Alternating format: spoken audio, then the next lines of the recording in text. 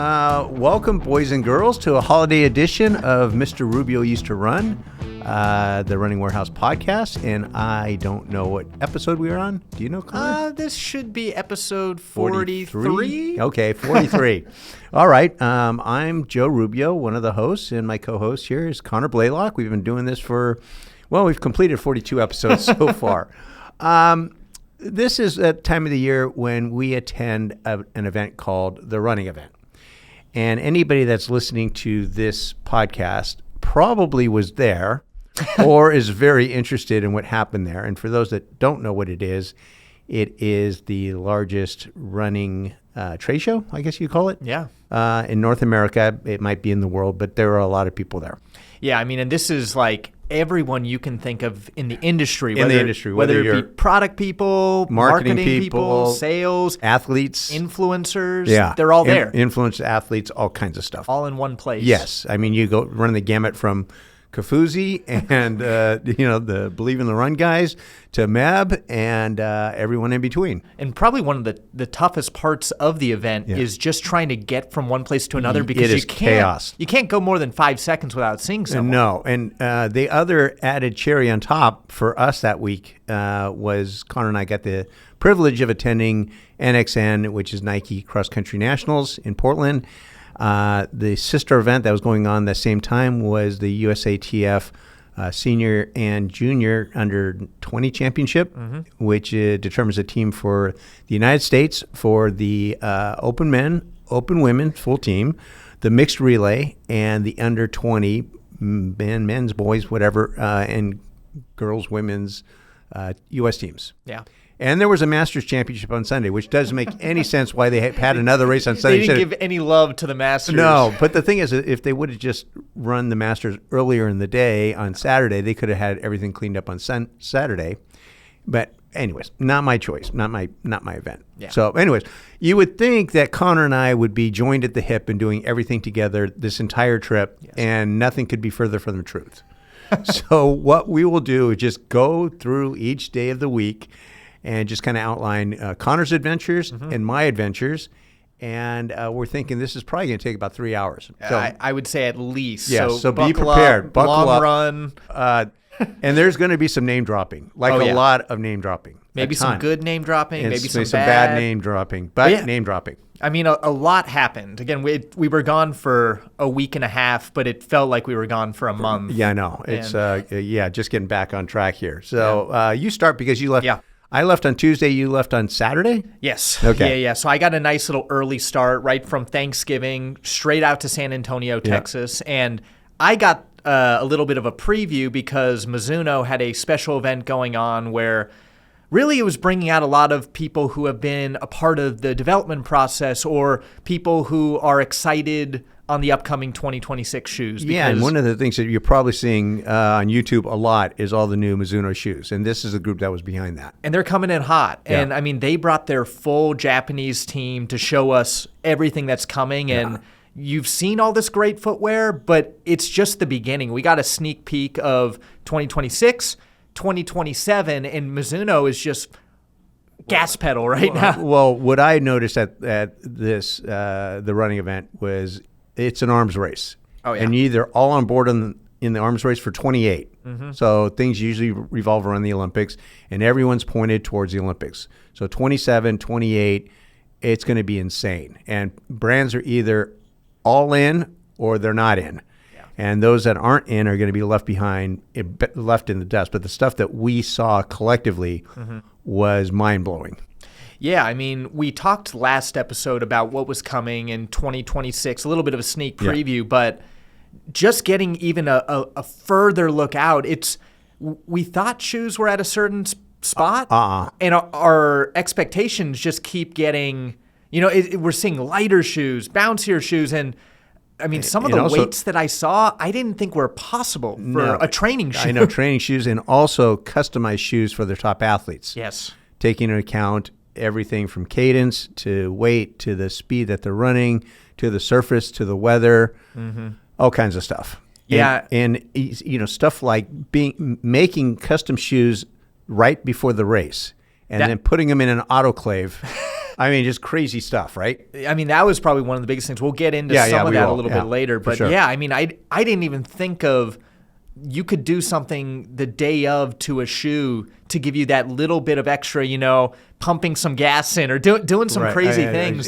Some of the stuff that we were hearing is just like I hadn't thought of, but once they start talking about it, it makes a lot of sense. But it's anyways. Yeah. So you got there on Saturday. You did the Mizuno thing. Yeah. I mean, right when we get into Texas, the first thing you got to do is get some barbecue. Yeah. So we got barbecue. We spent a full day with the Japanese team looking at all these shoes, and I've been testing all the new Hyperwarp shoes for the past year, so I was pretty familiar. But a lot of people, it was their first time trying it. They were pretty shocked at how great all these different options are from Mizuno. And then I did get the sneak peek of 2027, and one of the shoes I saw is right up there with Metaspeed, with Evo. It's going to be a top-tier racer. So, again, can't get too much into it, but it just kind of keeps showing Mizuno is going to be a player. It's great. And you spent the whole day with them, right? Oh, yeah. It was a whole day. Whole day. Okay. Lots of testing. And that was Sunday?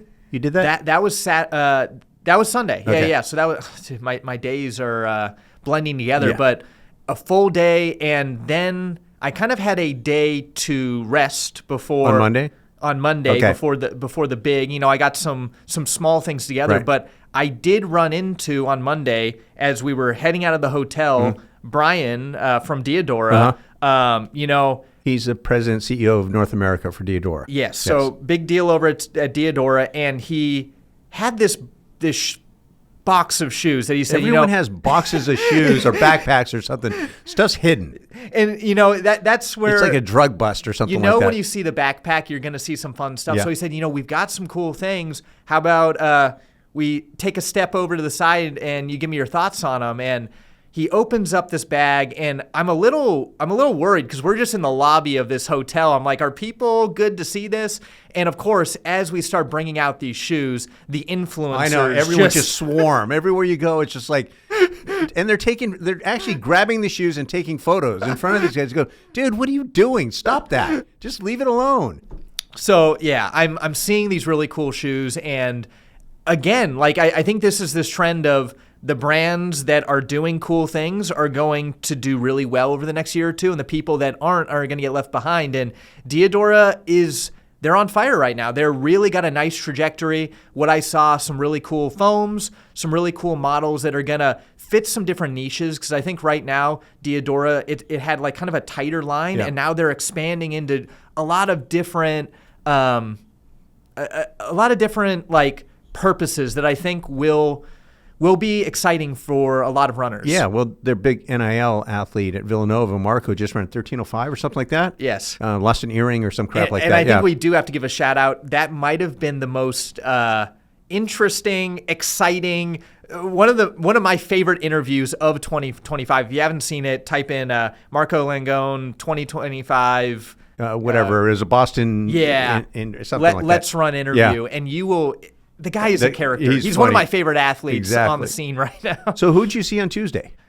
Tuesday. Okay, let's fast forward to Tuesday. I mean, it was a stacked day. I'm trying to think. Me and you actually both started it off with Saucony. No, that was Wednesday. Oh, that was when? Oh, okay. Yeah. Tuesday.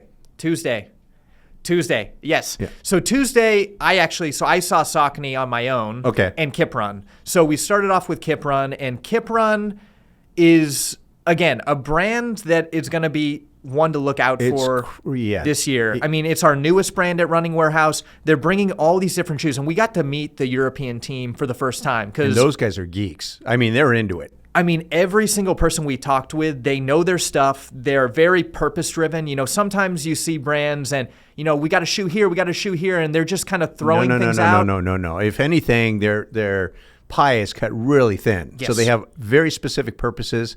That was the first time I saw the line, and I saw it like on Thursday after you did. But they were outlining everything. Yes. I mean, it's just like it really is well thought out. Mm-hmm. And the other thing is the materials, everything they're doing is great, and also the prices are fantastic. That's the big thing. Like when you look at each of their value products, proposition is great. Yeah, I mean, the comparables, they're $10 to $20 cheaper than, and I got it on my feet for the first time because we've been kind of going off of specs and getting them on their feet, the shoes feel really great. The Lab is their kind of their pinnacle shoe. And that's Jimmy Grassier's shoe. And it's a Frankenstein. A little bit, because he was running in different shoes, and they came up with this shoe, and he said, I need that for my workout. And he tried it out, he loved it, and he's been using it ever since. Yeah, for those that don't know, Jimmy won the world championships in the 10,000 meters. Yes. And he's also known for his finishes. He has crazy finishes in cross country. And his antics at the end of races. He loves to make a show. He does make a show. Now, the only experience I had with KIPRUN shoes was years ago, I was at Hoka. And I was going from Hoka to Brooks, and I realized that the only shoes I had was Hoka's. And you can't go to a brand and wear somebody else's shoes. That's just not. So I bought a pair of shoes at the Deckers store, and they cost me like $300, and I call them my dumb shit shoes because I was a dumb shit. Anyways, so I've had those shoes for about 15 years, and you know what happens when you have dressy shoes for about 15 years? What happens? They start falling apart at the end of the running event. And so the whole, the front started falling. Like I go, what the heck did I step on? Like the whole front of the shoe is falling off. And I have these KIPRUN shoes, the Tempos. And so once I get done with the meeting with Brooks, which is the last meeting of the day, I throw the dress shoes away, and I put on the KIPRUN Tempo. So my experience has been walking from the hotel, or walking from the convention center back to my hotel and then to the airport. Wow. Yes, and that they perform fantastic in that environment. I bet you were extremely efficient. Yes, I was very efficient. Sorry to interrupt. So who else you got on Tuesday? We went straight from KIPRUN to Saucony. And Saucony, I think the big thing we put out, those were our first videos we launched at TRE, introducing the Saucony Endorphin Elite 3 and the Saucony Paramount Max. And then the new Incredilux shoes with the Triumph. And I think Saucony, the big thing with them is their foams are just on fire right now. TPEEs, ATPUs. I mean, underfoot, they just feel so good. And I think the Paramount Max is the shoe. We talked about it a little bit last time. Visually, yes, it kind of has that retro feel. It maybe doesn't stand out, but when you get it on your feet, it's my favorite shoe I think I've put on for training, max cushion. One of the people in the industry that we have to get on the podcast is Luca. Oh, my gosh. Luca is like, in the meetings, because my meeting was a little bit later, and looking at all the stuff, he's like the Breaking Bad of foams. I mean, I warned you about Luca going into. He's crazy. Like, he's absolutely obsessed with foams. And it's just, you can. His energy is off the rails. We've talked about getting him on this podcast, and it's just his passion, his knowledge, everything is just dialed in. And I think he will be one of the most interesting talks we have. We're going to get him on, but I mean. It's just, stuff like taking the same foam and making a different batter and the same stuff, but making it just perform differently. It's really cool. Yeah. When I saw him, well, we'll get to that, but I guess when I saw him the first day, because we've moved on to Wednesday now. Yeah. So he comes up and he's got some presents in his hand. And he's got this 3D printed Peba ball. It's a massive ball, almost like a small, like a softball or like small basketball. And he printed it himself. And he said it was worth like $30 worth of Peba. Yeah. Really cool. And then he also had two little stress balls of Incrediron and Incredilux. Right. That we actually gave to one of our patrons. Yes. Yes. So that, we're giving back to the community. Huh? We don't have patrons. But I did travel out on Tuesday. Okay. So before we get all into Wednesday, Yeah. I traveled on Tuesday, and my big thing was I went to the Spurs Timberwolves game with Puma. Yeah. And that was quite fun. And to the people that were prominent, we're going to start name dropping. Bob Kennedy was there, and we talked quite a bit.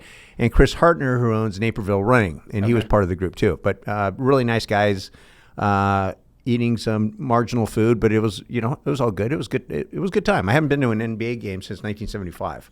Wow. So you can see I'm a huge fan of the NBA. Yeah. But that was pretty fun. So that was my Tuesday night. Okay. And then we roll into Wednesday, and you're in San Antonio. And the night before, when I was walking to the hotel to meet the guys to get to the game, I walked on the Riverwalk. So that was fine. I did that once. And then the next morning I go, well, I got to go check out this Alamo. Yeah. Right? You can't go to San Antonio and not see the Alamo. So I went and ran and found the Alamo, and that was quite fun. And then I made my way to the show. So I started with Nike ACG. Yes. And I as well, but we weirdly didn't cross paths. We didn't cross paths. So the key presenter for me, I was looking at footwear. So for ACG, for those that don't know, back 1,000 years ago, Mark Nenow headed up this project for Nike, focusing primarily on outdoor and trail, and that was Nike ACG. That's come and gone, and now they're bringing it back full force so that it's its own brand, much like Jordan and much like Converse, which are owned by Nike. This is Nike ACG, which is under the Nike umbrella, but it's its own unit. Yeah. So they're coming up with their own stuff. Yep. And their architecture for their footwear is fantastic. It's really good.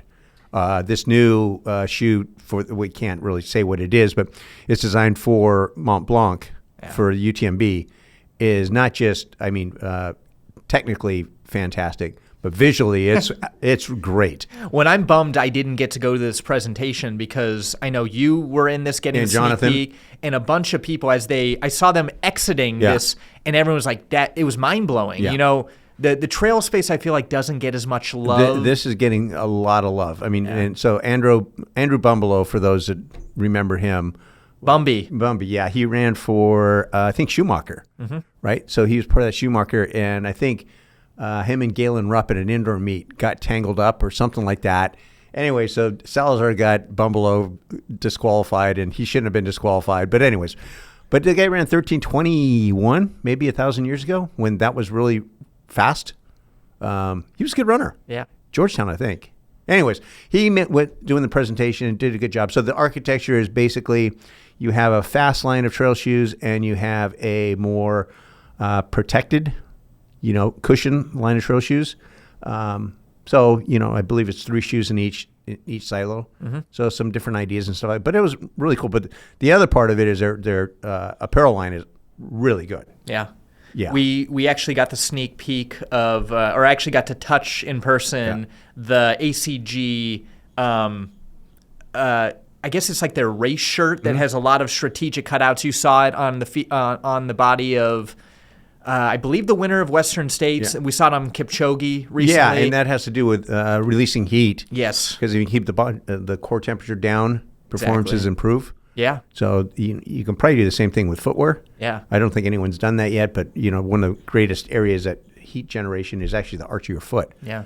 So if you can figure out a way to ventilate that, you should be able to improve performances. Right. So hopefully you don't get any blisters out of that whole process. And this isn't the first time we've seen that, because we've seen Galen Rupp, we've seen Alberto Salazar, we've seen a lot of people over the years do the cut up their jersey, but this is strategic, and it has to do with airflow. Science, yes, right. Science, right? Science. So I'll say I continued on. I did some video content with the Nike team. We saw the new Structure Plus. That's a great looking shoe. Good shoe, and I think the Structure, I thought it was a dead shoe. Yeah. It's back, and I think, if anything, it's got a cool look. It had Zoom X, so it is going to be, I think, still a little bit more niche as more of a stability shoe. That's not a huge category for us, but I think for the stability space, good shoe. It's a good shoe. And then Zagama ACG. Yeah. We got to see that one for the first time, and kind of back to your point of this ACG, this new collection, definitely moving in the right direction. And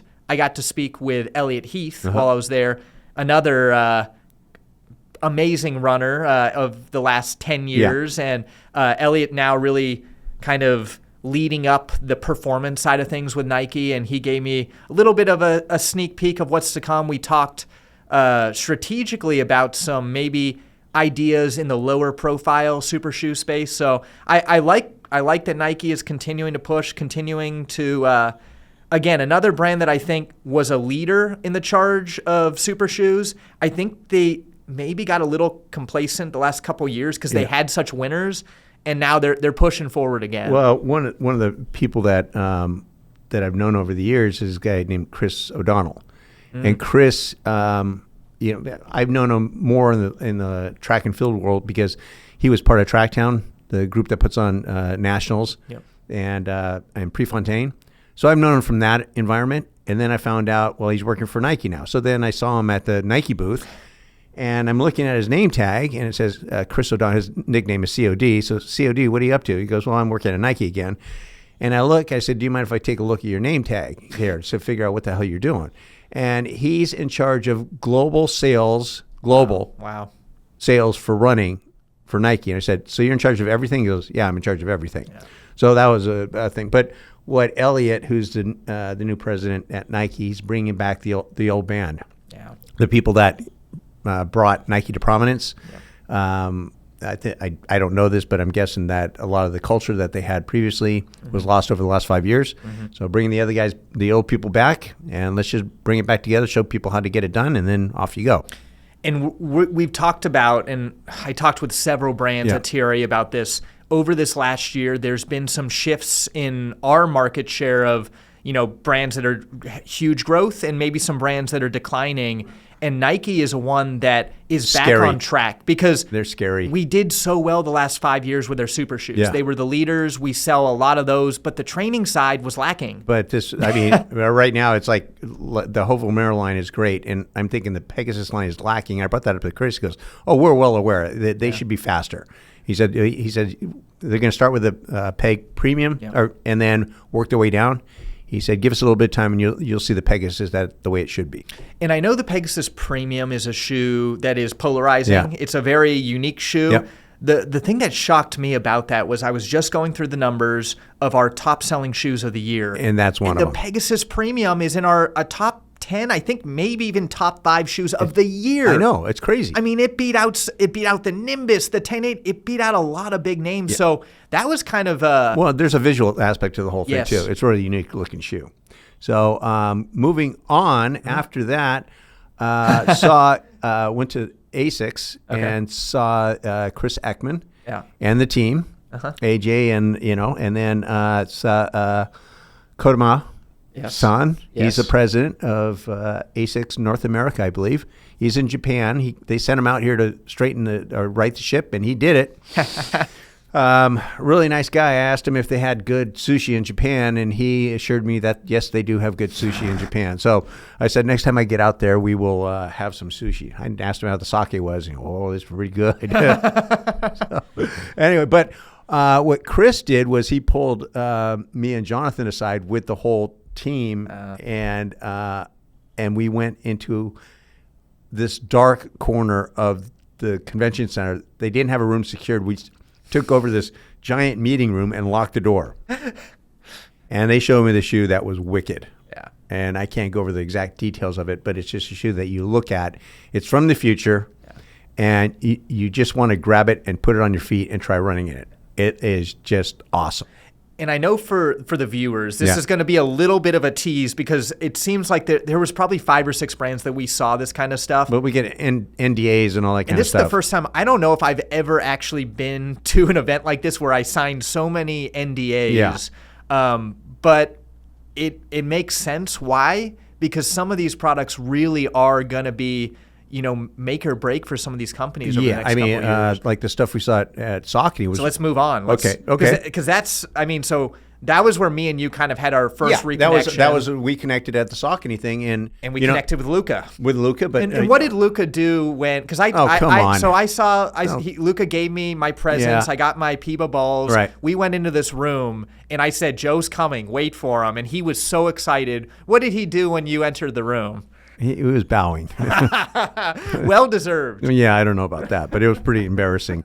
But we can't say specifically, but we have a new racing shoe, we have a new training shoe, and we have a very exciting trail shoe. Mm-hmm. Lower profile, lightweight, super foam, nimble trail shoe. Yeah. So these things are coming from Saucony, and there was another shoe too, right? There was a. Yeah, there was so much excitement, and Luca was a great presenter. Yeah. But we also had a special guest who showed up that I wasn't expecting. Yeah. 2. Yeah. So your buddy. We had Jared Ward. Yes. And he was talking about shoes, and anyways, it was pretty cool having him in there, and his experience with the whole development process on these shoes. Yes, and Jared has been one of the guys who has been part of the super shoe development since the very first super shoe at Saucony. So he's well versed. Now he's done master's programs, and he's done all this learning to But really, he's a geek. Yeah, I mean, his abilities to like fine tune like what it looks like in the lab, but then also what an athlete needs. You usually have a lab person or an athlete. Very rarely do you have both of those skill sets. Yeah, and Jared's in there. Oh, so he's been working on this new racing shoe. Again, we can't talk too much about it, but It's pretty awesome. when I got it on my foot, I was like, okay, we're seeing that next step. But Lucas foams are really, really, really, really, really, really, really good. When I talked with Luca a couple months ago on a call, and I said, the thing that I would love to see is, can you get a racing shoe where, within the rule set of World Athletics, you make the craziest shoe that is absurd lightweight, next level energy return, knowing that the cost efficiency of the shoe might not be worthwhile from a volume or from a money making standpoint, but it's going to get every little percentage of efficiency, and maybe you only make 100 of them. Maybe it's just for your athletes and 50 weirdos who are willing to spend $500 on a pair of shoes. Yeah. And I think this shoe maybe covers what I was asking for. It's really cool. Yeah. I mean, the whole thing was fantastic. And I'm planning on, actually, when I get done with this, is I'm calling Saucony and setting up a meeting. I'm planning on going to the New Balance indoor meet and then spending several days in Boston, going to Saucony, New Balance, Puma, ASICS, and then heading to New York for the Millrose Games. Yeah. So that's part of it, is working with them on the launches of these special shoes, which is pretty cool. From there, I walked over because I told Jeff Dill, went to see him at Craft, and this is an example of, he had this secret drawer where he's pulling the stuff out, and these people from Europe are just grabbing the shoes out of my hand and taking photos, and dude, what are you doing? But anyways, the stuff looked really, really good. They've been working with our team on updating the look of the shoe and the performance and stuff like that. So the line's coming along way, way better than it was 2 years ago. So now it's competitive. Good. Yeah, it's good. Then I made my way over to the RAD booth. Yes, and that was the brand that I had pre-told you that this is a brand we need to look at for the new year. And we're bringing them in. And the thing is there's so the big brands you can find, because up on the ceiling they have their logo, but the smaller brands don't have that. And I'm walking around this thing, and there's a lot of booths, and I'm an idiot because I did not take a photo of the list and the numbers and the map, and I didn't download it on my phone. So I'm walking around this thing, and I got to go from one side of the thing and walk all the way across to go look at this map and find out where RAD is. I found RAD, and their big shoe is the UFO.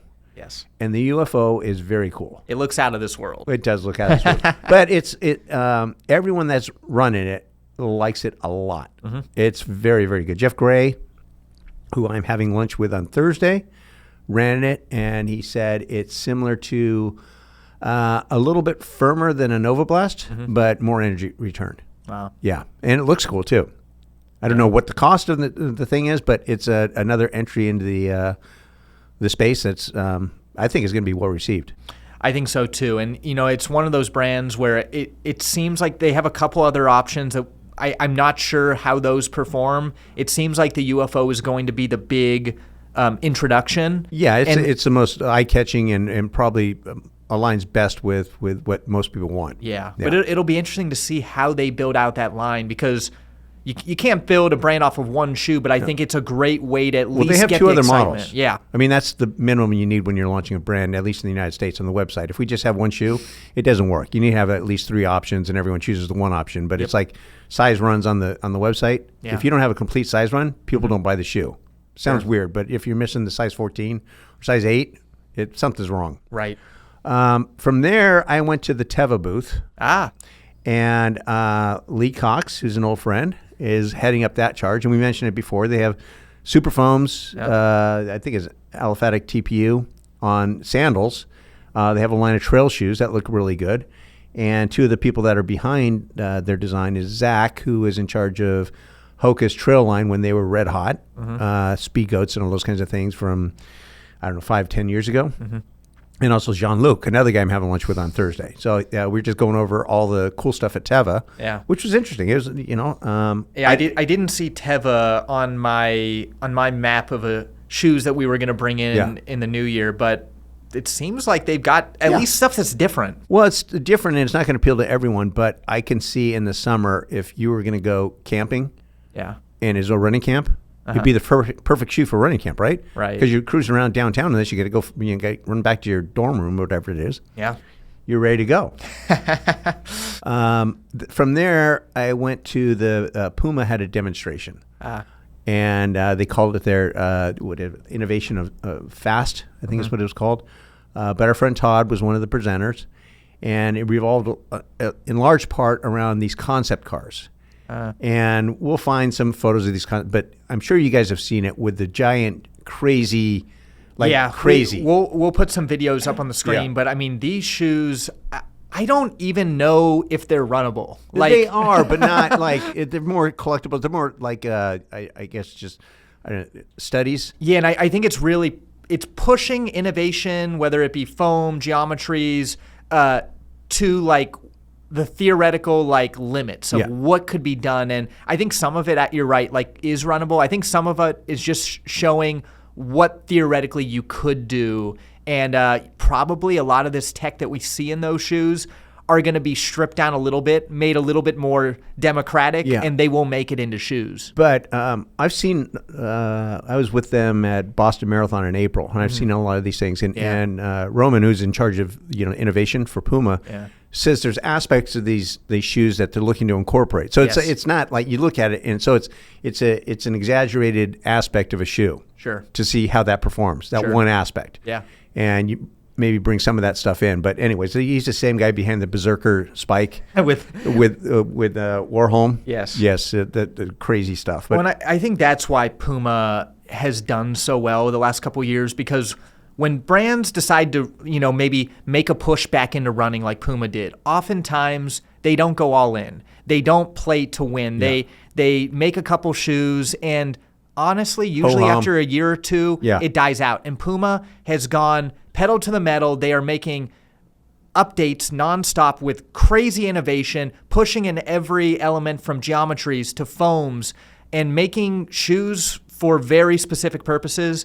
I met up with Todd earlier in the day on Wednesday, and he gave me a run through of their 2026 shoes. We'll have some of those first looks coming down the road. A lot of the shoes were embargoed, but again, they're coming. They're coming. They're one of our top 5 fastest growing brands. Yes. Now it's easy to go from 1 to 4 and in sales and go 400% growth, but they're in our top 10, and they're growing, and the stuff is just really, really good. Yeah. That one model that we saw that was going to go to Europe, and they're going to bring it over for us. And we got was it $140? Yeah. I mean, it's going to be like a Rebel. A Rebel, yeah. And I've been with a better foam. I've been testing it. I think it's fantastic. Yeah. It looks great. It feels good. And again, Puma, they're just not afraid to just do whatever. And it's not really in our wheelhouse. Yeah. But they got this High Rock shoe that, it's just they're saying, hey, we've got athletes that want to perform at the highest level. And they're taking, what is it, the DV8 Nitro? Yep. Elite? Yep. They're taking their Pinnacle Super Shoe and just tweaking it for High Rock's athletes. So it's more stable. Yep. It has a different outsole on it. Yep. A little different geometries. Yeah. Because I don't know if you knew what High Rocks is. I just found out what High Rocks is because this lady I'm helping train to qualify for Boston anyways, long story, but she's doing High Rocks. So she did a championship on Sunday, and then now she's going to rest up, and then she's got 9 weeks to get ready for the Ventura Marathon to qualify for Boston. So then I go, what the hell is this High Rocks thing? So I had to do some research on it, but I figured it out. So it's, 11 stations? Something like that, and it's a 1,000-meter run between these different stations. Yep. And rope pulls and swings and slides and a bunch of stuff that I don't do. And it really favors those hybrid athletes that we talked about the last hybrid, yeah. I got a bunch of crap for not knowing what a hybrid athlete is. But it's those fast runners that are also very strong. And again, High Rocks, it's not really our wheelhouse, but I think why we'll probably bring the shoe in is because at the end of the day, we're always looking to bring performance shoes that help runners run faster, whatever their event is. Yeah, but Puma's doing a fantastic job. Yeah. Then next, did you go to the New Balance meeting? I did not make it to the New Balance meeting. I think it might have been just Jonathan and I. Yeah. But basically, it revolved around the fact that we've been hammering New Balance on innovation, and they're finally appear to be on board. A big investment in personnel and also in equipment and so forth. Yeah. You would think that a company that large, but to put this all in perspective, Puma I think is the second or third largest. I think it's Nike, then Skechers, and then Puma. Wow. And New Balance is like fifth or sixth, I think, off the top of my head. So, in America, people don't think Puma's that big. They're freaking huge. Yeah. That's why they can put money behind. So the budget in the United States isn't quite there yet, but they have a big war chest. Yeah. And that's the one thing that I noticed at what you call it, at the TRE, is you have these smaller brands. And you go, how in the hell are you going to compete with New Balance and Puma? And I mean, I wish them all the luck, but even KIPRUN is financed by Decathlon, which is like the top sporting goods retailer in Europe. Yeah. I mean, they got tons of cash. Yes. But so New Balance, they said they were committed to performance, and they on Tuesday night I was coming back from the Spurs game, and we were in a cab, and I saw that the New Balance party at the rooftop bar. Did you go to that on Tuesday night? Not. Well, anyways, I asked them to stop the cab, and I got out, and they said, "You okay?" I said, "Okay." So I went in there, and I saw Chad, and I'm talking to him, and anyways, he's working for New Balance, working on the trail line now. Yeah. And Chad's done some pretty cool stuff. Yes. Yeah. I mean, Like the Puma stuff? Yeah. Yeah. I mean, we've done a lot of content with Chad over the years, and I mean, Chad, as amazing as his footwear and apparel knowledge is, I mean, I think he's most well known for his amazing mustache. Yeah, he does have quite the mustache. We'll throw that up on the screen right now. Yeah. So New Balance is committed in some of the new designs, like the next Rebel. Yep. And the current Rebel looks a lot like it's a fashion shoe. They're bringing it back to being a running shoe. Yeah. Which is good for us. For sure. Yeah. I mean, and the Rebel, they've gone all in on. I mean, I think when we first saw the Rebel come to market, we were always excited about these performance shoes, but they've really gone all in and made it almost their like highlight shoe. And same thing with the Evo SL. Yes. Right? I mean, that's got, I don't know who I mentioned before, Farrell or whatever the guy's name is. Yeah, him. And then I'm seeing the pictures that got polka dot versions from another artist. I don't know. Might be Eminem. I don't think so. But anyways, that's about as far into what the kids listen to these days. Yeah. Then what else did you see during the day? Because my next thing is my dinner. Yeah. So I mean, I spoke about Puma. Yeah. We met up with Todd. Todd always brings the energy, and really excited for that. And then Brooks was probably my other big one for the day. We'll get into the future Brooks for the next day, but I did get a sneak peek of the Ghost Amp, which the Ghost Amp is coming out. That is a really good shoe. I mean, I didn't really think anything of it. No. But we'll go into it. But it is a nice shoe. Yeah. I mean, if you want it's another like in that Rebel category. Yeah. That Evo SL.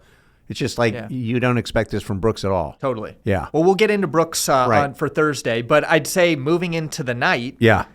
What'd you do that night? Well, of course, you got to go get barbecue again. Again? I mean, we're I just never going did back barbecue. It's crazy, Joe. We're in Texas. I know. I didn't do that. I'm sorry. So we went to Pinkerton's, which is the spot in San Antonio. Okay. You're looking around. I would have thought there was more good barbecue, but it's like 2-star, 3-star, and then Pinkerton's is 5 stars. Yeah. So we go there, and there's a line, I mean, out the door, but you got to go in and experience it. And, I mean, you're at a good spot when, like, you're going through the line getting the barbecue, and they're like, the people are just, they're excited. Yeah. They're throwing stuff. They're, like, telling you. Is it like cafeteria style where you get the tray? Style. That's how my experience with those Texas barbecue places are. And you can never have enough. They're saying, oh, you got more than that, so I'm just loading it up. I know. And before you know it, you got like a $50 plate. You're like, oh, no. But I ate it all. You did. Of course you did.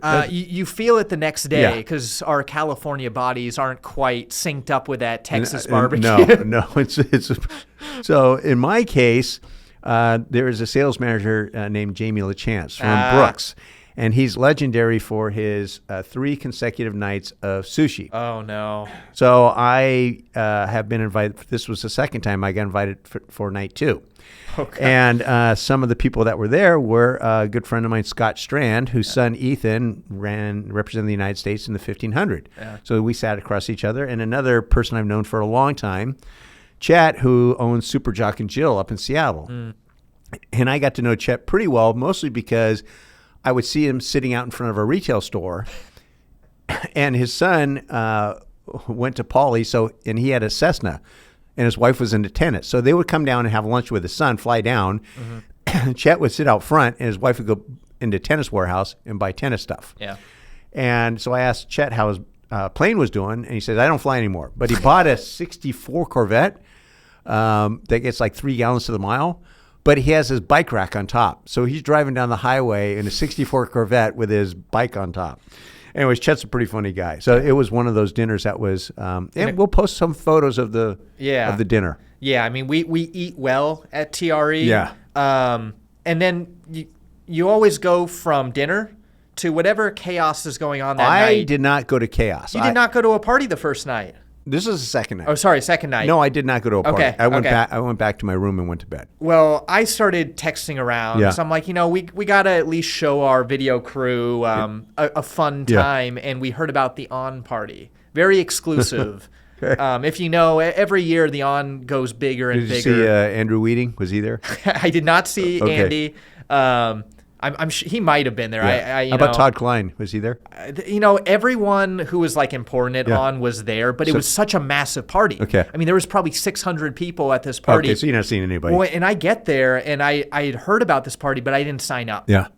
And this is always, I never sign up for any of the events. But you get in. I'm hoping so. Yeah. I've got a big crew with me, and we get to the line, and there's a couple different bouncers. Yeah. And I get over in one, and there's this woman, and she's giving the person a really hard time trying to get in, like, what's your name? Like, you're not on the list. So I meet him like, I am not in the right line. So I move our crew over to the other line. I'm like, this guy looks a little more casual. Yeah. And I get up, and he goes, what's your name? And he's like, I'm like, I don't have my name on the list. And he goes, wait a second. I know you from the videos, video. And he's dabbing me up. And then he's like, You're in. Yeah. I'm like, what about my crew? They're like, everyone's in. He's like, just go, just sneak in. So we all get in, and my video team thinks I'm a celebrity. Yeah. I'm like, dude, only here in San Antonio, Texas. Go back to San Luis Obispo. No, I'm you get nobody. Nothing. Yeah. So we had a good time, and I think it's fun. You get to see a lot of people, big crowd from everywhere. You don't just have On people there. You have all the brands, and that was kind of the round out for day 2. I think the only party I went to was that rooftop thing for New Balance. Wow. Spent a lot of time with Carlio. Dude. And who else was there? Katie McGregor. Okay. She was there. Yeah. And Keith Kelly. Legends. And George was there. Yeah. You just see all kinds of people. Yeah. Yeah. And it's not brand specific. No. It's like everyone, if there's a party, it doesn't matter which brand you're at, because you're probably going to be at that brand at some point in your career. Right. That's what happens, just a rotating door. So now we move on to Thursday. Oh, man. Yes. And I had... What are we at now, an hour? Yeah, we're an hour in. I had a coffee with the gentlemen that have Avello. Okay. It's a new brand. Okay. And I knew of these guys because for some reason, they had a thing in the Wall Street Journal on smart shoes. Yes. So Avello has a technology that determines like your cadence, like your force production, so forth, and it can take that and come up with a training plan to keep you healthy. Yeah. And a good friend of mine, Kevin Paul, who used to be at Nike, is now on their team. So Kevin wasn't there, but I met with the other 2 gentlemen, and we talked about things, and It's interesting. They're going to send us some samples, and we see how the thing performs. Okay. But I'm not a big. I don't know. I haven't seen the technology work in shoes yet. Right. But it could be the kind of thing is like, I don't know. On the video, the Velo, it's like a fundraising thing. Yeah. Where he's trying to get money from these investors. Right. The one guy anyway, they're talking about it, and he goes, "It's kind of like a refrigerator." like, do you really need the technology in the refrigerator? Right? I mean, the refrigerator works fine. Yeah. It's kind of like me and BOA lacing and regular shoelaces. Yeah. Well, regular shoelaces on running shoes have worked just fine forever. Right. The BOA thing is just like for skis and bike shoes, cycling shoes, and golf shoes, they're great. But for running, not so much. Too much. Maybe. But then again, I feel like until that next because before refrigerators, you had the ice and it's like people thought that was fine. So what's that next thing? And I don't know. You know what's crazy? I don't know if you've seen this. Nike's got these these new footwear concepts that use, I don't know if it's like gimbals or use like this aid, like this muscle aid that supposedly makes walking and hopefully one day running easier. And it's supposed to it uses technology and gears and stuff to actually. It's like voodoo. Yeah. It's crazy. I mean, it's electronic, and I don't know. It's crazy to even think that could be a thing, but I guess it's really popping off right now. So we'll see. In 10 years, people might be. You never know. You never know. You never know. Running a 2-minute mile. So then I saw my old friend Peanut Harms, who's representing it. I go, "What the hell are you doing here?" And he's got an UFUS thing on. And this other mutual friend of ours, Angel Martinez, who was president of Reebok and Rockport and Keen and Deckers, retired. And Big Lou over at UFUS brought him back. Wow. And Big Lou is Tom Carlio's brother-in-law's brother. So that's everyone is family. Connected. So I'm talking to Peanut, and he's going to try to replicate what he did with Reebok, which was focus on high school athletics. Yeah. So Peanut was Peanut and Reebok were the first people to start sponsoring the California High School State Meet, and one of the first champions was Julia Stamps, and she showed up right when we were talking. Of course she did, and she had Sean Brosnan with her. So we were talking for a bit, and that was kind of interesting. So Sean shows up later on in my day, but it was good to see Peanut. And then I went into one of their meetings and talked to their people, but. They're doing really well, and I got some samples. Peanut sent me some samples. Mm-hmm. They're nice. Nice. Now, they're not for running, but they're nice. They're cool shoes. Okay. Like the one pair looks really similar to a Nike Free, but with a super foam. Oh. Remember that I don't know, stretch upper. Yeah. So going on a trip. Yeah. I think it's going to work out pretty good. Sure. For running, not so much. Anyway, so we go from there, and then I went to KIPRUN. We talked about KIPRUN. Mm-hmm. And then from there, I went to Sound Running. Did you go to those? I did make my way over to Sound Running, and our buddy Greg Itahara. Itahara was there. So he kept saying, "When are we coming out to San Luis Obispo?" So we got to get him out to San Luis Obispo. Joe, you've been promising this for a while. I've been, but anyways, he's doing some custom designs with Sound Running. Yep. Singlets, and I'm not sure if shorts are involved, but we're going to have them exclusively at Running Warehouse. And I saw these pieces. We'll add them to the screen. I mean, these are cool. Greg, he is an amazing artist. Yes. He always has great visuals, really good-looking pieces. But he understands the running space. He understands the running space, and he understands storytelling. Yeah. So he doesn't just do something to do it. Yeah. Everything has a deep story to it, and it's cool. I just raced my last race in our Itahara special Running Warehouse singlet, and when you're wearing an Itahara piece that you're going to stand out. Yeah, it's good stuff. Also, I talked to Jesse Williams, one of the owners, about future track meets. Yeah. So he's got 2 big track meets coming in LA. One's in May. Okay. And he said it's going to be a good meet. So I'm looking forward to that. It's going to be maybe we'll make it down. Yeah, it's going to be at Drake Stadium. Okay. And then I said, I just found out from Chris O'Donnell, COD, that the date for Nationals for track and field is July 26th to 29th. Okay. And I said, when is your sunset meet? I believe it's in July. And he says, yes, it's 2 weeks from USA's, and it's going to be at Oxy. Wow. So will that be like a last chance meet? Yeah, and it's going to be probably backed by USATF. So it's going to be one of these meets that if you're a middle distance person, that's going to be the only thing on your schedule. It's going to have everyone that's looking to do well at nationals. Even though there's no teams to make, you still want to do well at nationals because there's bonus money involved. I mean, I'm sure there's going to be a lot of athletes looking at key meets this year, especially with no more Grand Slam. Yeah, I know. That's a different shit show altogether. But so the thing about Oxy that's cool is they redid that, not the track, but around the track. Yeah. So they actually have a swing facility that's supposed to be really nice. And the last time they had a meet there, Jesse had a pool party for the athletes right next door. And actually it's one of the few meets in the United States where actually you can have a beer if you want. Ooh, crazy talk. I know. That's wild. Where did I go from there? Did you make it over to ASICS at all? What's that? Did you make it to ASICS? Yeah, I did. That's where I saw Kodama.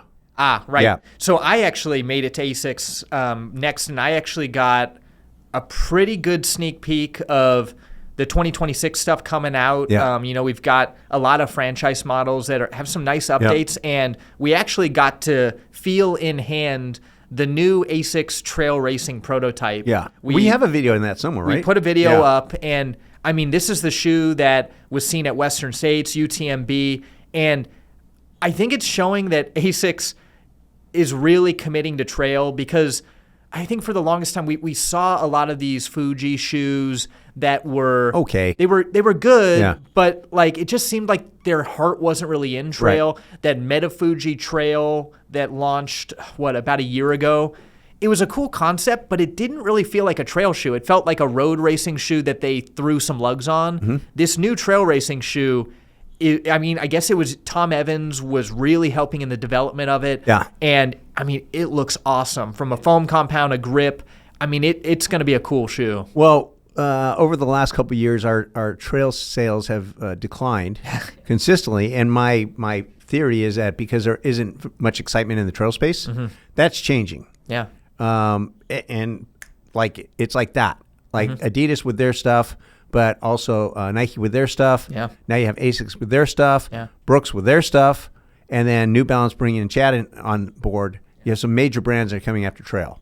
And we chatted quite a bit with Paul Lang, who is really leading up quite a lot of the product stuff got that at new, ASICS. funny named new shoe. Yes. That's his baby. So, we got to see probably the one shoe that we launched a video of that I was excited for. I didn't think it was going to be as hyped up as it was, but people are absolutely loving it, and that's the new Magic Speed 5. Really? Okay. Yeah, so me and Paul really went deep into this shoe, and I think what sets it apart from past Magic Speeds was the early Magic Speeds were not quite as high.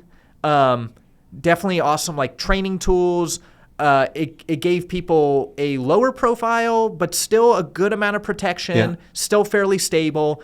With the 4, it just got way too high, way too much shoe, and it felt like a new shoe. Yeah. The Magic Speed 5 is kind of going back to where it was. Which is great. Using their new technology with their Leap foam, so putting like the best foam in there. And I think it was either our first or second top viewed video of TRE. It's a really good shoe. Yeah. It's fantastic. Where did we go from there? Who else you got? Because my next one is Brooks. Yeah, I went over to Adidas. Okay. So Adidas was another exciting one because, all these shoes that we keep talking about in the racing space and training space, we got the full deep dives with their product team. And the shoe that I was most excited that we got to see and really get the full story of was the Prime X Evo. Okay. So that was the shoe you saw in their Chasing 100 event that they did that broke super high and super light. I mean, this is like 60 millimeters. It uses their Light Strike Evo foam, crazy geometries. And I guess two things with this shoe. One that I didn't realize was each shoe for each of their athletes at Chasing 100 was fully tuned for them. So it had different geometries, different stacks. Everything was ideally tuned, even from a personalized, fit to that person. They got the record, and now we are actually going to have like an exclusive drop of that shoe. We're going to have very, very small quantities, but it's going to be some of the only pairs in the world where you can get that shoe. I guess it was based off of the record-setting performance. That athlete, I think everything except his foot was very narrow. So they broadened it just slightly to be a little bit more accommodating, but it's going to be based off of his foot and his shoe. I didn't know we were getting that. We'll have that. So that's cool. That video will be dropping soon, so you get a little bit more in-depth on that. But just a really cool shoe. And, I mean, again, I think going back a couple years ago, if we'd heard a 60-plus millimeter shoe, we would have said, no, you're not going to do that. It's happening. It is. Now, the next thing is what I got to see, and you got to see portions of it too, was probably, this is going to sound crazy, but the most exciting thing that I saw at TRE. And if you had told me this brand was going to be I would have said, no way. This is historically one of the more conservative, safe boring, reliable, dependable, whatever brand, but certainly not to knock them, but it's just Brooks. They brought over Danny Orr from New Balance, and he outlined their vision, which has been signed off on by upper management, including Dan Sheridan. And Dan and I go way, way, way back to my previous business that sold primarily track spikes and uniforms to track teams, high school track teams. And Dan was a tech rep showing us track uniforms. This is like 30 years ago. So now he's the president of Brooks, but he also comes from a competitive background. And he is pushing that company to be fast. So doing a complete line similar in my mind to what ASICS is doing. And bringing Danny on board and coming with the attitude of, we need to make the best in the industry, not the best that Brooks has made. And that's been my opinion of the Hyperion line in the past. It's always been, it's fine. It's the best Brooks has ever made, but it's fine. It's not heroic. It's not great. It's fine. But now the stuff that we saw was like excellent. I mean, I keep referring to it as Brooks just recruited Otani to their team. You know, this is a guy that it can really make or break the team. And I think it's one of those things where when I heard Danny was moving to Brooks, I was a little worried because, you know, he's got a lot of talent, but was he actually going to be able to utilize that talent? And it sounds like they're fully on board. And some of the shoes we saw, the weights, I mean, he showed us a training shoe. I didn't know a training shoe could be that light. I didn't know a racing shoe could be that light. It's crazy, and this is stuff that we won't see until 27. Yes, so it's going to take some time to build this, develop. But this whole plan is starting to take shape in 27, progresses in 28, but the ultimate expression is 32. Right. That's how far in advance these people are looking at stuff. And just concepts like coming up with designs that actually retain energy and then are able to release it when you need it to be released. It just, you know, so and even more catapult. Some of it, like we said, might just be a race day thing. It'll be tuned for your 2-hour marathon or, you know, even in the instance of, you know, they've got this stable of athletes, something that will allow Josh Kerr to put maximum energy return in that last 200 meters of his mile. And the cool thing is that you have these brands. Brooks is on board, ASICS is in this thing, Puma's in this thing, where it's not just the best that they can do, it's the best in the industry. And they're definitely looking at each other.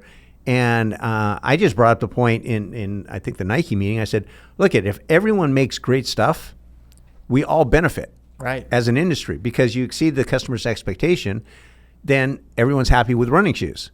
I said, when someone gets something and they're disappointed with it, that doesn't do any of us any good.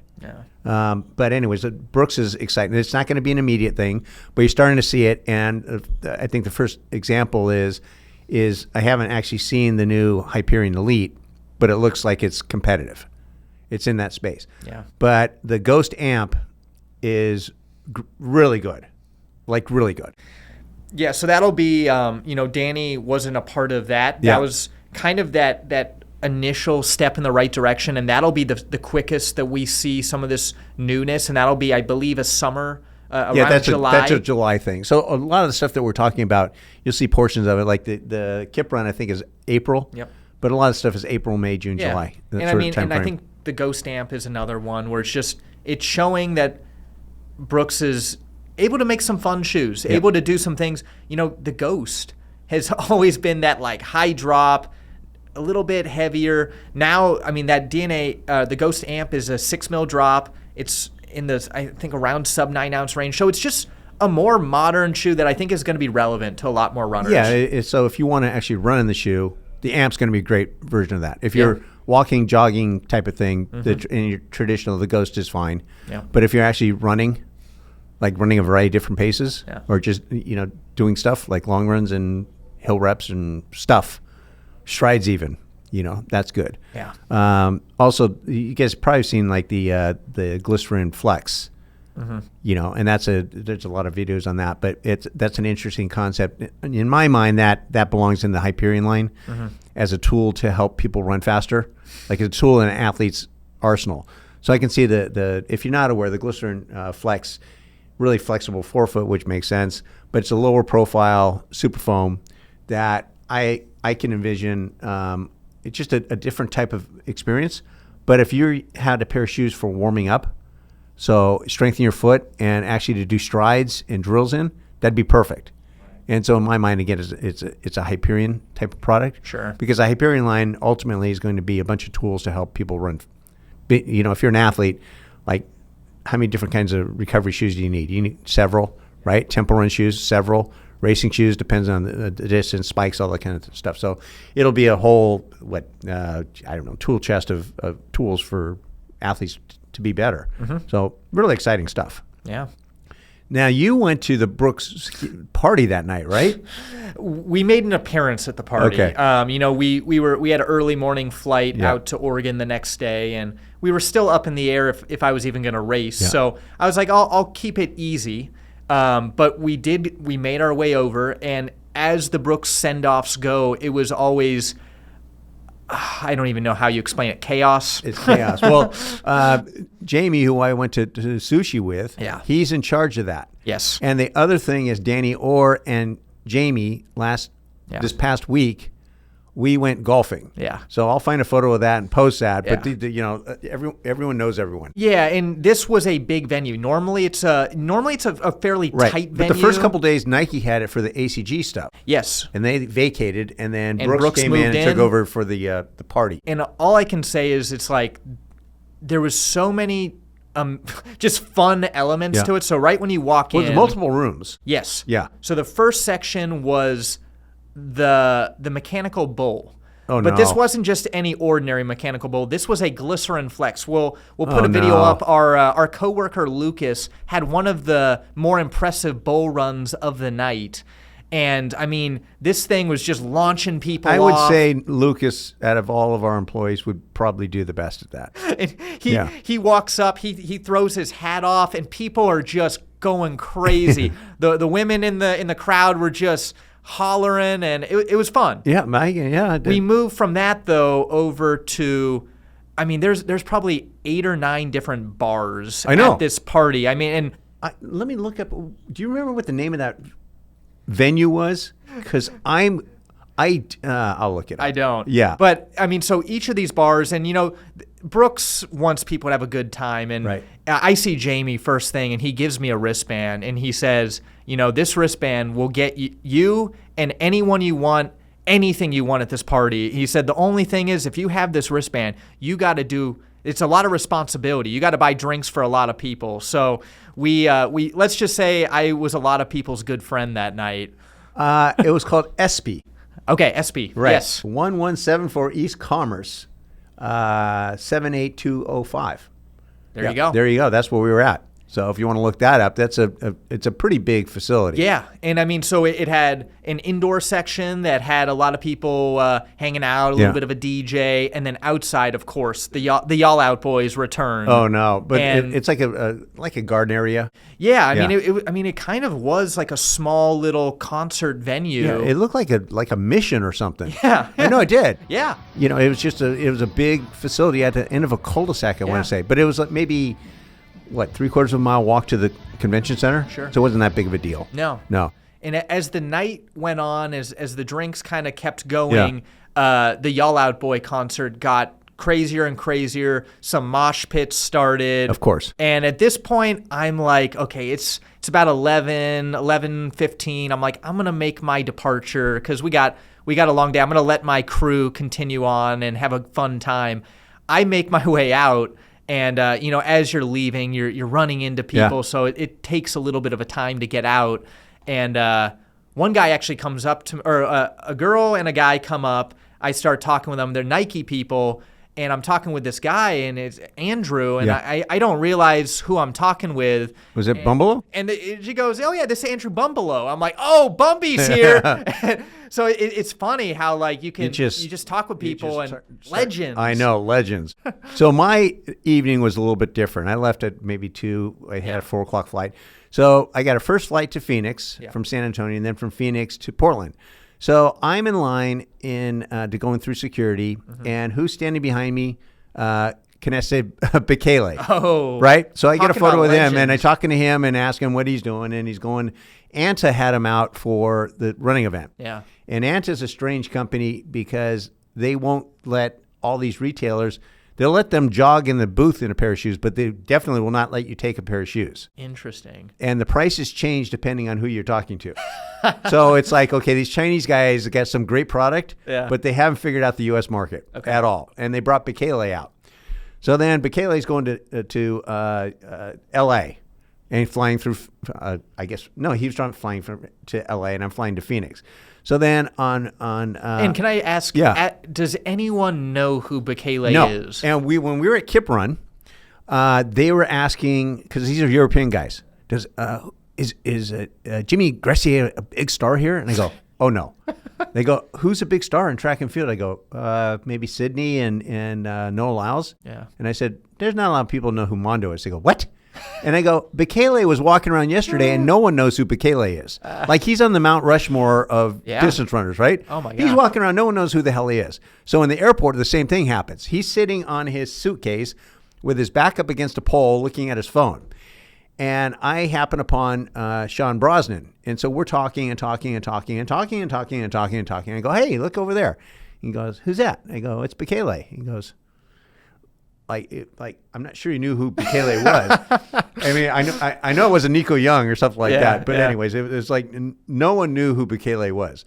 So then, anyways, I get on the flight and I go to from Phoenix to I go from San Antonio to Phoenix. Yeah. And there I run into Lance Harder and Terrence Mahone. Oh my gosh. And then Angles. And I ask Angles if he's wants to go to the coaches social the next night. Yeah. He says, normally I would, but I'm racing on Saturday. So he's running the 2K. I said, oh, well, good luck. And then the other thing is an old Cal Poly athlete, Katie Izzo, ran for Lance at Arkansas, which she transferred from Cal Poly, went to Arkansas, ran for Lance, and then now she runs for Terrence. Yeah. So we had all this, I don't know, it's not incestual, but it was just kind of fun. Yeah. And then I end up in Portland, and I have this hotel I stay at. It's called the Grand Stark, and it's in Skid Row. Oh, wow. I got really going big. Well, it's a cool hotel. It's an old 20s hotel that they refurbished. The only problem is it's got a lot of marginal characters that live out front. Yeah. But the cool thing I like about it is they have some good runs, which is surprising, right along the river. Mm-hmm. It's a mile from downtown, so you take an Uber or you can walk across the bridge. But where I'm at, that's not the way it is. But there's a lot of restaurants and bars, and my buddy Dave Franklin was about a mile away, so we meet up in the middle. Anyway, so that's where I'm at. But the place right next door, my father's place. So it's similar to, I don't know how I end up at these places, but it's similar to Tommy's on the corner, Tommy's Fourth in the Corner in Corvallis. I stay at the hotel there, and on one side is a Greasy Spoon, and the other side is a dive bar. And that's the same thing with my father's place. And they have cool old stuff on the walls. Like I'll find a photo that I have of Bill Walton playing for with the Blazers, Portland Trail Blazers. Okay. All hippie-like. Oh, yeah. Yeah, we'll post that up there. It's very exciting. So anyways, that's that day. Next day, I get up, go for a run in Portland, take a shower, have a meeting with athletic.net about a project we're working on. Athletic.net is all the primarily high school, keep all the results and everything and schedules for all the high schools. So we're working on something. And then after that, I met with Josh Rowe, who puts on the Nike Indoor Nationals and Nike Outdoor Nationals by another thing we're doing. Yeah. So then later that day, you flew to Portland on Friday, right? Correct. Or in the morning. What time was your flight? Probably out of there by about 5 a.m. And you can see all the TRE people in a crazy line. It's, I mean, that they're airport. Still there? They're still at the airport to this day. Oh, no. They're still waiting for their flight. So that night I went to the NXN Coaches Social, which isn't sponsored by NXN. It's just a buddy of mine, Dave Frank, puts it on. And so you have all these people that show up. So I end up sitting with Mark Coogan and Jorge Torres. Oh, wow. And so for those that don't know Mark Coogan, like he coached the entire women's 1,500 team for the Olympics. Is like Corey McGee and McLean and Ellie St. Pierre. And anyway, so we're sitting there, and it turns out we both have the same Timex Ironman watch. We're the only two coaches in America that have this stupid watch. We'll post photos of that, too. And then Jorge was there. Jorge is funny because going back to Julie Stamps, him and Julie Stamps saved that Brooks Foot Locker meet. Yeah. So I don't know what he was doing maybe he was just checking out NXN the following day. But he's sitting there and he finds out that I'm associated with padel and pickleball, and he's all into it. So he's asking me about getting him either a deal or free stuff. This coming from a guy who belongs to a country club that Tom Brady can't get into. Wow, I'm not making this up. Him and his wife have done pretty well, whatever they've done, but he belongs to this. I'm guessing probably one of the more exclusive country clubs in the Boston area. So we got what you're saying is we got to get him some I told Jorge I would switch him pickleball stuff for a round at this country club. Okay. Yes. Sounds fair. I haven't heard back from him. So fast forward. No, what happened to you on Friday? Anything exciting? Not really. Friday was pretty calm. We got in. It was really kind of just getting ready for the meet. For NXN. Yeah, I think while we were there, you're starting to see a lot of the athletes come in, but everyone's kind of like focused. They're getting ready for the big time. But the first thing he has NXN, which is this whole production. Yeah. It's like a half an hour of introductions, and it starts at like 9 in the morning with the introductions. I think the boys go first at like 9:30, and then the girls go at 10:30, and then you have the then you have the 2Ks. So it's the qualifying for the mixed 2K relay. So 8K relay, 2K each. Which was the first time they did this qualifying? Because I think in the past it's always been you just choose it. Yes. And it's a 2K loop, and the finish of this thing is uphill. It's brutal. It's one of the more exciting races of the day. And you had to figure that Ethan Strand was going to make that team. Yeah. I mean, he was 8th at NC's last year in the 10K version, and he kind of made the Olympic team in the 1500. He's pretty good at that. So you put the combination of the two together, and the kid ain't getting beat. But I think Craig got 8th or 9th. Yeah. But it was really a fun race. And the women's race was equally fun to watch. We had high expectations for Craig, and I think he's got a little bit more left in him. I think there's still some teams that he could make in the right circumstances. But I saw him right before the race. I said, how you feel you're going to do today? And he felt confident, but he'd mentioned that he'd seen you already over in the bar. I think you'd offered him a beer before his race.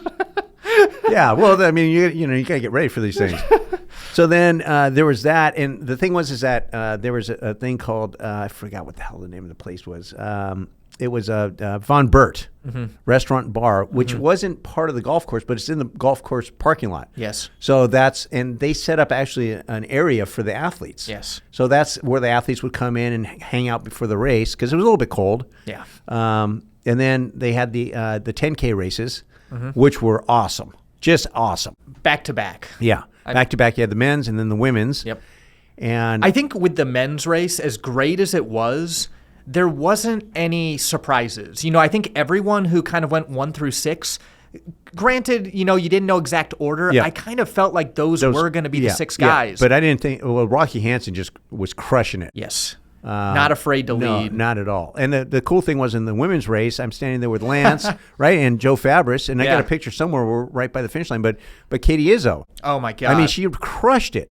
I mean, and that's when we talk about surprises. Yeah. I mean, I think that was a surprise. I mean, she's a hell of a cross country runner, but I didn't expect that. And we know it over the last year. Yeah. I mean, she's proven in, leading up in some of the races in Spain. But I mean, this thing you had what? Caitlin Tui, you had Parker Valby. Yeah. You had Shelby Houlihan, and she crushed them. I mean, the amount of Olympians and talent in this race, and her and Kalani, I mean, they separated quick. Right, and I think the next group had like Carissa Schweitzer. I mean, like she's not a piece of crap. No, she's good. It was a whole nother race, and I mean, I think a couple of things. One, it kind of shows where like when you talk with her about the training, like over the years, it's like there's always been these pieces that showed it was there. Yeah. But sometimes it just kind of takes coming back year after year, and then when it clicks, it clicks. Yeah. And I mean, it's cool to see that kind of stuff happen. And then afterwards, we're sitting in Von Bert's. Yeah. And we got a table, right? We had Joe Fabris, you. Oh, yeah. We had a whole bunch of people, and we kept ordering pizzas, and, right? That was fun. But then you start looking around, and then Katie came over, and we talked to her for a while. But then I'm sitting there looking, and I go, man, we have a hell of a cross-country team in here, because you had Rocky Hansen sitting there. You had Nico Young sitting there. You had Ethan Strand sitting there. Parker Wolf sitting there. You had, who the hell was in there? Graham Blanks. Well, Graham Blanks was sitting in there. Yeah. And I said to somebody, like, it might have been, anyways, I said, dude, you're still in the top 7. Yeah. And then I saw Chalimo, and I said, you're out. You're out. You're not in the thing anymore. But it was really cool because everyone's in this small little space. There's a fireplace in the middle. Yep. And we're just all hanging out, and everyone's having pizza, and the families and and the coaches and stuff like that. It was just really fun. No, I mean, it's exciting to see. I mean, on days like that, you make a team, and it's just... everyone's in a really good mood, and people are just like the diet goes out the window, and whatever, you're hanging out with your family, and like people are eating burgers and stuff like this, stuff they don't normally do. Totally. But it was a total celebration of running. It was really fantastic. It was really fun. Sure. We should have more cross country races like that in the United States. I mean, it was just awesome. And I think it reminds you that like cross country is awesome, and I think that kind of leading into Worlds. I mean, what now to have Worlds in America and Florida? And that's in a month, and that's going to be awesome. It's going to be amazing. I can't wait for that thing. It's just going to be awesome. And then on Sunday, there was the Masters meet, which, again, I didn't think it was a good idea to have it then. Yeah. But so we watched that race, which was fine and dandy. And the one thing you notice is that Masters runners don't like to wear spikes because of their Achilles. Mm-hmm. Well, that's not the course to not wear spikes in, because you can't get up some of these hills because they're literally that slippery. Yeah. Like the little tractors, like they can't get through stuff. Like this is a tractor that can't get through the mud. Yeah. And I have a video that I'll post up here of the open men's race of the top guys running up this hill, and it's brutal. Right, and you know what's crazy? So I was running. There's a video of you standing next to people right up that hill. Yeah, I think you were across the way from me. Sure. Yeah. That was right at the finish line, or probably 300 meters out. But as we're running from spot to spot in that race, because I think in the women's race, I went across the whole thing. I probably ran a couple miles just to get from spot to spot. People are falling. I know, because it's just muddy. On Sunday, I'm trying to walk, and trying to keep my balance because it's so slippery. This is on not really, it's just like you're just trying not to fall. Yeah. It was crazy. So we go back to Von Bert's, and I'm having some tater tots. And a guy comes up right next to me, and he says, "Are they serving food?" I said, "Yeah, they're serving food." So he sits down, and he goes, "Didn't I meet you at Booch's?" And that this is a place we went to when we went to Division I meet a couple weeks ago in Columbia. Yeah. I go, "Yeah." He said, "Remind me your name." He goes, "Jordan." I said, "Hey, Jordan, how are you doing?" So we start talking, and he's got all this Nike stuff on. Yeah.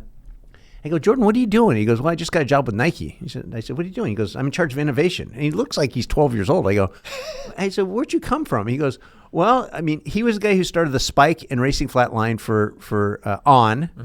Mm-hmm. He worked with Luca at Saucony." Mm-hmm. Like, he's just going down the list. And I go, "Dude, what is going on?" And then George was giving him crap. He goes, "You started to work for the Evil Empire." He goes, "What's the job, man?" Anyways, so we started talking, and this one guy that just texted me about this track spike he's building, this guy Jason Stewart, like he's an Australian Olympian, and he's got this idea for this spike, and he's actually he's sending me all these texts right now. I got to get back to him about, he wants to send us samples that you're going to go try out and tell me what you think of his spikes. But anyway, so Jordan Donnelly knows everyone. And I look it up and sure, the guy is, but anyway, it's just interesting. The people you meet like in Von Bert's during the Masters cross country meet. Oh yeah. He was there just checking the whole thing out. It was pretty cool. And all of my buddies were out. They set up the course and they tear down the course. And they asked me if I wanted to help tear down the course. And normally, if it was a volunteer position, I'd be out there in the rain and the wind and the cold helping them with the snippers and taking down. But they were all getting paid. So I says, no, I'll sit in the warm bar and restaurant and eat some tater tots. Yeah. So that's what I did. But they got done a lot quicker than I thought. They got done in an hour and a half. So what else did you get? Anything else exciting going on that weekend? Mean, that was pretty much it. I'd say really as the race settled down, people got back to the hotel. There was a little bit of a hangout down at the bar. Did you stay at the host hotel? We stayed at the Hilton, which is where most of the athletes were. Yeah. So I'd say by about 7 o'clock, people started coming down, just grab some drinks, hang out. You know, you got the who's who of, you know, Cole Hawker's making his way down. Was he playing the piano or something? So as the night progresses, you know, me and my buddy, we're heading out to go check out Portland, and I just hear piano playing in the hallway, and I turn over, and there's Cole Hawker playing Aphex Twins on the piano. I'm sure you're very well familiar. I don't know what the hell that means, but and he's playing, and it's so great because one, he's playing pretty well, and no one knows who he is. So people are walking by, you know, people who are at the hotel. I'm like, you don't understand. We got the gold medalist right here. Or 5,000. Yeah. And I start talking with this lady, and I'm telling her, and she's just freaking out. She's like, what? But that's kind of the thing, you know. You never know who you're going to see in the lobby of the Hilton in Portland. But that kind of rounded it out, and it was a fun time. Yeah, it's fantastic. Moving on to Kevin's shirt collection, which I think goes really well with our theme of cross-country nationals. Would you like to point out the shirt that we have this week? So let's make sure the camera gets a nice view of this. Yeah. What do we have, Joe? 1974 National Men's Cross Country Championships, which was held at Crystal Springs, which I ran that in high school and community college, and is not easy. And I think you found the results, and I'm going off of memory, but I think John Neno, who had the world record in the 10,000 meters at that time from Washington State, was up there. He was the winner, and he just barely broke 30, the only athlete to break 30. I think our friend Gary Tuttle was in the top 10. Gary Tuttle, I believe episode 22 of the podcast, you can look at that. He was there. Frank Shorter, I mean, it was just a who's who of running. Yeah. But that was this one right here, Crystal Springs, 1974. Your estimate, there might be 100 of those in existence. Yeah, I mean, I imagine those shirts, there was probably maybe 100 or 200 of them made, and the ones that are still available, this is probably one of the few. I had this great idea about putting it on and wearing it during the podcast, but the thing is about ready to disintegrate into 1,000 pieces. So I thought the better of that. Yeah, but, no, that was smart. And then we have this. Yes. The big giveaway. Yes. If you need a reminder, this is a pair of Pro Evo 1s. Yeah. Size 10.5 that I've had in my office, and I think Rick ran down the hall in it. And I'm not saying it's not used, but I think it's only been one stride down the hallway in it, just to experience what a running shoe looks like. And as we've done in the past, it's like who got the most likes from the last podcast. Yeah. And I mean, it was a battle. Was it? Okay. I mean, there was just a million different comments and some pretty good ones. But our winner this week was, let's scroll through, and this will be at the time of this video being created. Oh, well, one of my favorites, he says, if I say 6'7", will I automatically win these shoes? It was a close battle. Do you know what 6'7" means, Joe? I'm not, I don't know. I don't know what it means. I know it's a thing, and I know like In-N-Out Burger is not letting you use 6'7" on the, I don't know. But our winner of the week was Larry Tierney. Okay. And he said, just got our first snow in Kansas. Yes, it was cold. Yes, I still freeballed in the half tights. Size 10.5 Evos, please. Okay. So he wins. Larry wins. So that's our winner. He'll get his Evos. Yep. And I don't think we have a gift this week, do we? no. Other than I would your just smile say, and my smile. we continue to have our contest that runs, every month, every 5 or 6 weeks, we're giving out a free shoe to just one lucky winner who just comments, likes, subscribes. You show you did all that stuff. We'll reach out and you can pick your shoe of choice. You never know when we'll announce that, but just keep adding to our algorithm. And I'm just realizing we have Christmas in a week or so. Yes. I got to get my act together because I haven't done anything about this. But anyways, what do the people have to do? I mean, like I just said, like, comment, subscribe. It really helps us out. We're trying to bring, I think this episode, is maybe our record for our longest episode. It is, and we have to either apologize or thank everyone for staying with us that long. But on a somewhat serious note, just let us know what you think about this episode, because leave a comment, because we actually read every single comment. We don't respond to every single comment, but we actually look over all of them. Maybe not the minute they're posted. We do. But on the YouTube thing, we're looking at it all the time and commenting. We're trying to build the community. Like you said earlier, in the last episode, we had someone ask for a stress ball made of super foam, and Joe delivered, and he found a stress ball. I did. In our meetings, and there's this bowl in the Saucony meeting with the two different. I said, "Can I take one of those?" They said, "Well, there's two different kind of foams." Whatever the names of foams are. But anyways, and then turned out it wasn't as easy to get the gentleman or female or whoever the balls, because they live in Canada. But Connor yesterday, I believe, figured it out. So he will be getting his balls of super foam. But keep commenting. Stress relief. And we will deliver. Exactly. So happy holidays, everyone. This will probably come out after Christmas, maybe before New Year's. Yep. Do you have any plans for the Christmas holiday? Just get healthy. We had a lot of races on deck that now we need to pivot.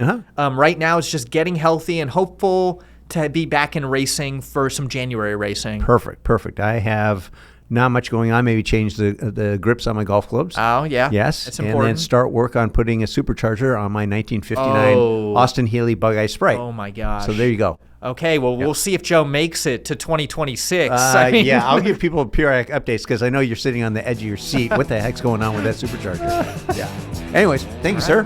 Until next time. Peace out.